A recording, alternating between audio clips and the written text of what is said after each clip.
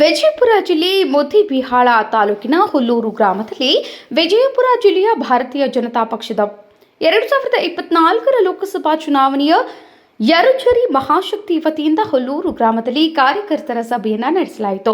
ಈ ಸಭೆಯಲ್ಲಿ ಭಾರತೀಯ ಜನತಾ ಪಕ್ಷದ ಅಭ್ಯರ್ಥಿಯಾದ ರಮೇಶ್ ಜಿಗಜಿಣಗಿ ಅವರು ಹಾಗೂ ಮಾಜಿ ವಿಧಾನ ಪರಿಷತ್ ಸದಸ್ಯರಾದ ಅರುಣ್ ಶಾಪೂರ್, ಭಾರತೀಯ ಜನತಾ ಪಕ್ಷದ ಜಿಲ್ಲಾಧ್ಯಕ್ಷರಾದ ಆರ್.ಎಸ್. ಪಾಟೀಲ್ ಹಾಗೂ ಪ್ರಭುಗೌಡ್ ದೇಸಾಯಿ ಅವರು ಹಾಗೂ ಮುತ್ತನಹುಗ್ಗಿ ಜಗದೀಶ್ ಪಂಪನವರ, ಮಲ್ಲಿಕೇಂದರಗೌಡ ಪಾಟೀಲ್, ಹೇಮರೆಡ್ಡಿ ಮೇಟಿ, ಸಿದ್ದು ಬುಳ್ಳ, ಅರವಿಂದ ಕಾಶಿನಕುಂಟ, ಬೇಮನಗೌಡ ಕೊಡಗಾನೂರು, ರವೀಂದ್ರ ಬಿರಾದಾರ್, ಸುಭಾಷ್ ಕಟ್ಟಿಮನಿ ಮುಂತಾದವರು ಕಾರ್ಯಕ್ರಮದಲ್ಲಿ ಉಪಸ್ಥಿತರಿದ್ದರು.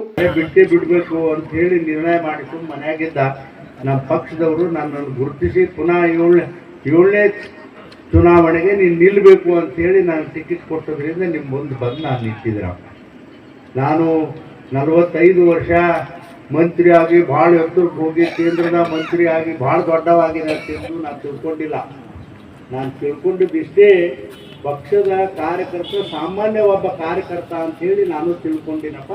ಅದಕ್ಕಾಗಿ ಇಷ್ಟು ವರ್ಷ ರಾಜಕಾರಣದಲ್ಲಿ ನಾನು ಉಳಿದೀನಿ ಅಂತಕ್ಕಂಥ ಮಾತವನ್ನು ಭಾಳ ಸ್ಪಷ್ಟವಾಗಿ ಈ ಸಂದರ್ಭದಲ್ಲಿ ಹೇಳಿ, ನಾನು ಯಾವ ಸಮಾಜಕ್ಕೂ